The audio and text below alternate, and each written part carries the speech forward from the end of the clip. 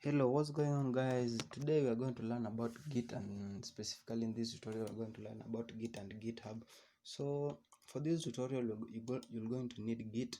If you don't have Git already installed in your system, just head over here to this link. I'll leave it down in the section below, so you can just go and download it there for your different platform. If you're on Mac, Windows, just go and download for your different platforms. And again, we are going to look how we can push this here. I made this simple design here, so we'll see on our way of how we'll push this into Git.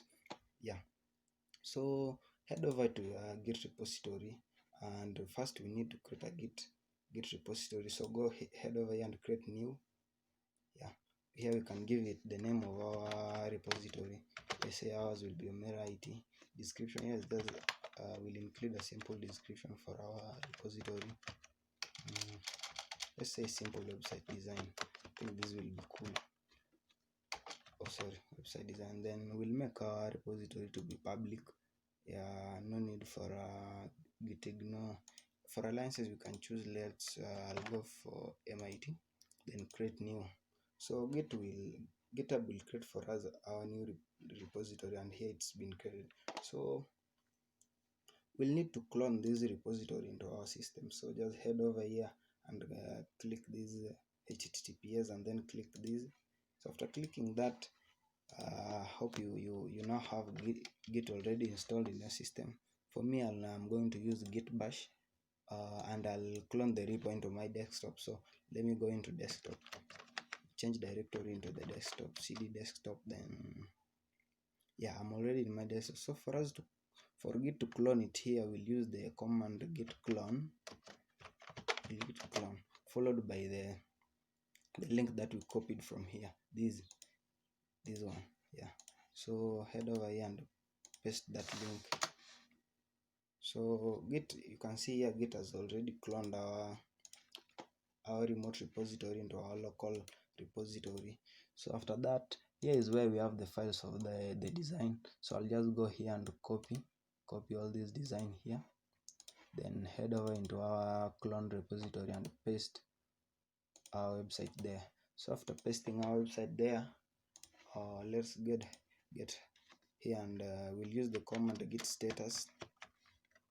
So what, not a Git repository, no, first we'll need to change our directory into our clone repo. Then let's use the command git status. So if you can see all over here, we have style, index. So these are the files that we put into our clone repository, and these files have not yet been committed into for them to be pushed into our repo. So we'll use to add them into our local repository. We'll use git add and a slash. What a slash mean, it will add all of the files that have changed into there. So just use git add slash. After that, we'll use the command git commit /m. So what /m is, will give us a option to write a short description about our commit history. So let's head over here and write a simple description about our commit. Let's say we'll use initial, or let's just say commit for Omera design. So after that, press on enter. So if we go here and use the command git status, you can see now there's no file that is staged here. All the files have been committed, and now we only need to push them into the remote repository. So for us to push them, we'll use the command git push. So the git push will push all our local changes to the remote repository. So you can see, head over here, you see it's pushing our changes here. So we can just go over to our repository and refresh to see if the changes have been already made. You can see the changes have already been made.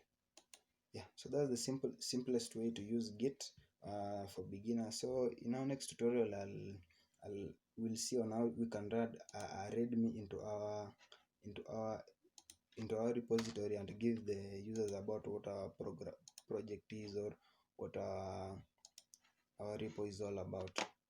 Okay, thanks for that. Until next time, bye bye, and remember to subscribe.